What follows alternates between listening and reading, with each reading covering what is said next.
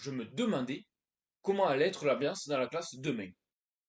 On aurait dit que je participais à une télé-réalité. Une notification dans la conversation de groupe a été envoyée. On pouvait lire que Sato avait rejoint le groupe. Elle faisait partie des plus belles filles de la classe. Salut Ikekun, m'a invité, après notre discussion de tout à l'heure.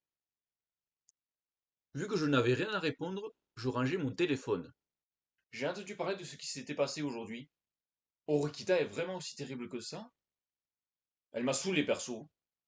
Suludo était tellement vénère qu'il a failli lui en mettre une. De ouf! Si je la croise demain, je vais lui en coller une. Elle m'a vraiment foutu les nerfs. Ah ah ah ah ah.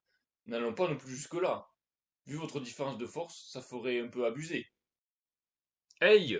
Puisqu'on en parle, et si on l'ignorait à partir de demain? Lol, c'est ce qu'on a toujours fait jusqu'à maintenant. Ouais, mais je ne sais pas. On pourrait la harceler, en mode on lui cache ses chaussures, etc. On la ferait pleurer. Si j'étais un gosse, j'aurais laissé tomber. Mais là, j'ai vraiment envie de la faire souffrir. Ainsi, Orikita est devenu le sujet principal de la conversation. Ainokuji-kun, tu participes avec nous? Nah, c'est mort. Il est tombé amoureux d'elle. Hey! D'ailleurs, tu es de quel côté? C'était sûr qu'Orikita allait irriter tout le monde, vu que personne n'a eu une expérience positive avec elle. Mais je ne pouvais pas accepter que l'on tombe dans un extrême en la harcelant. T'es en train de nous lire, non? Tu es de quel côté, mec? Je ne suis du côté de personne, et je n'ai pas que ça à faire de vous en empêcher. Tu restes donc neutre? Je vois, lol. Petit malin. Prends ça comme tu veux. Mais ce sera toi le perdant. Si l'école apprend que tu harcèles une élève, tu vas avoir des gros problèmes. Fais gaffe à toi. T'essaies de la protéger ou quoi? Parce que je ne pouvais pas voir leur visage, ils me paraissaient plus agressifs. Face à moi, Ike ne m'aurait probablement jamais dit ça. Mais le fait qu'ils faisaient front face à un ennemi commun les rendait solitaires. Continuer la conversation n'avait aucun intérêt, et je préférais en finir. Et puis, je pense que si Kushida apprenait que tu as harcelé quelqu'un, elle t'en voudrait, lol. Après avoir envoyé ce dernier message, je rangeai mon téléphone. Il sonna encore, mais je ne fis rien. De toute manière, il n'oserait pas tenter quelque chose d'aussi stupide.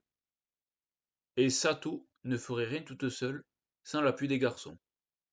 J'ouvris la fenêtre de ma chambre, et je pouvais attendre les insectes chantonner dans les arbres environnants. Étaient-ce les sauterelles qui faisaient autant de bruit? La brise de nuit vint balancer ma fenêtre d'avant en arrière.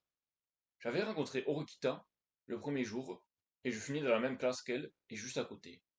Ensuite, je deviens ami avec Sudo et Ike. Je n'avais pas vu venir le piège que nous tendait le lycée, et notre classe a été catégorisée comme étant celle des déchets. Orokita essayait de régler la situation, mais elle n'avait fait qu'attiser la haine de ses camarades à cause de son comportement. Que je le voulais ou non, j'étais impliqué dans cette situation, bien que je me sentais toujours aussi peu concerné. Ce n'était pas un sentiment agréable, mais je pouvais au moins avoir un rôle d'observateur. Parce que je n'étais pas du tout dans la situation que Sudo et les autres traversaient. Je préférais me mettre à l'écart, comme si cela ne me concernait pas. Seul quelqu'un d'insensé ne profiterait pas du pouvoir qu'il possède. Je ne voulais pas me remémorer ces mots, mais ils étaient bloqués dans ma tête. Quelqu'un d'insensé. Je me demande si je suis quelqu'un d'insensé. En fermant la fenêtre, j'entendis un rire méchant provenant de la télévision.